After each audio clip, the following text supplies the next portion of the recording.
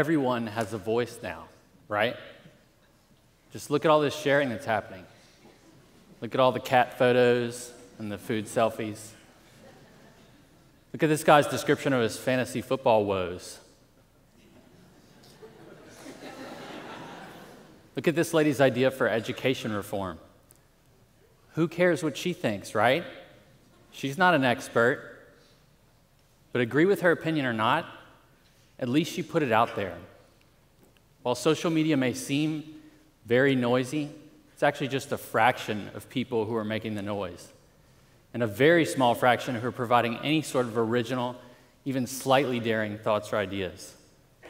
It may feel like there are more people contributing than this, but it's just because the ones who are tend to be pretty loud. So why are more people not sharing their real thoughts and ideas? Because in spite of our advances in technology, there are still barriers. I believe these barriers need to be broken down so that more ideas can surface. The solution to bad thoughts and ideas is not to suppress them. It is more honest, unfiltered ideas. I believe that when we make room for all ideas and they're vetted or scrutinized for their potential merits by society collectively, then the best will rise to the top. There are four main barriers causing idea suppression for the vast majority of people. The first is fear. Fear of embarrassment, of judgment, of being shamed, even of harm. Mahatma Gandhi said, "The enemy is fear. We think it's hate, but it's fear." We say and do things that make us feel safe every day. We take on beliefs that allow for us to fit in with our friends and our church and our professional lives. So what's the solution to fear? In an online world, the solution is anonymity. The United States discovered the power of anonymity in the 1890s when secret ballots were adopted. Judgment, harassment, bribery were largely eliminated from the election process as a result of this. Anonymity levels the playing field. If it's not known whether an idea came from the janitor or the CEO, a student or the university president, an oppressed citizen or their dictator, then the idea stands on its own merits rather than the person who presented it. The second main barrier is harassment or bullying, which in this case happens to be a negative consequence of anonymity. You see, when some people have the power of anonymity, they will try to abuse it, right? It's the thing about any power. Someone will always try to abuse it. The solution to harassment is accountability. I know you're thinking, how can you possibly have both anonymity and accountability? It does not work that way. That is true. In the physical world, they aren't compatible. But in the technological world, they can coexist. A user can be held accountable while the person remains anonymous. It must be a transparent check and balance, enforced and governed by the community itself, rather than a centralized body.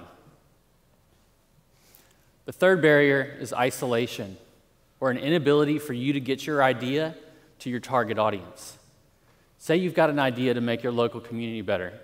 You know it runs contrary to the mindset of your close friends, probably some of your coworkers, but you get over your fear of strange looks from them and you go ahead and you share it on social media.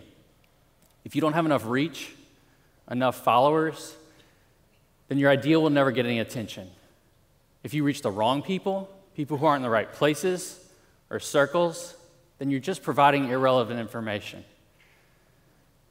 The ability to target your ideas to specific groups, cultures, and geographic areas is the solution to information overload and limited personal reach. The fourth barrier is false praise. If you can somehow get past these other three barriers, it's still almost impossible to receive honest, productive feedback. Today's social media world and even segments of the real world offer praise as a solution to whatever ills. The Little League team that finishes dead last but all the players go home with shiny trophies just for participating. The failing student who receives a C+ on the curve. The dangerous thought or idea that's only allowed to receive a thumbs up. The solution to false praise is dissent. Too often, we conflate disagreement with negativity and even mean-spiritedness. We want to feel comfort, so we search for the like-minded and we avoid dissenting opinions. But when it comes to ideas, we must embrace honest feedback. These 4 approaches, anonymity, accountability, audience targeting, and the ability to agree or dissent, when combined, can significantly reduce idea suppression and allow the really good stuff to surface. But none of the current social media have done this. Why? They weren't made for ideas. Facebook was made to connect friends and allow them to share experiences with one another. Twitter was made to let you share quick thoughts and to build a personal following. Instagram was made to take picture sharing to the next level. There's nothing wrong with these goals or the tools that were made to accomplish them. But ideas require different tools. Using existing social media to share ideas is like trying to drive a nail with a screwdriver. We're just using the wrong tool. After coming to this realization, I teamed up with my good friends, the best developers and designers that I know, to create Freebird, a web and mobile-based application which combines anonymity, accountability, audience targeting, and the ability to agree or dissent all in one place. It's our attempt to allow you to share your constructive thoughts and ideas with your campus, your favorite coffee shop, your company, your neighborhood, your city, your world. Now you can share an idea like this one without fear. You can get it to the people that it needs to get to, and you can receive honest, productive feedback that can help the idea potentially be given life. We all have ideas. Some of them are certainly better than others, but we have to get them all out there, all of them, so together we can discover the good. Thank you.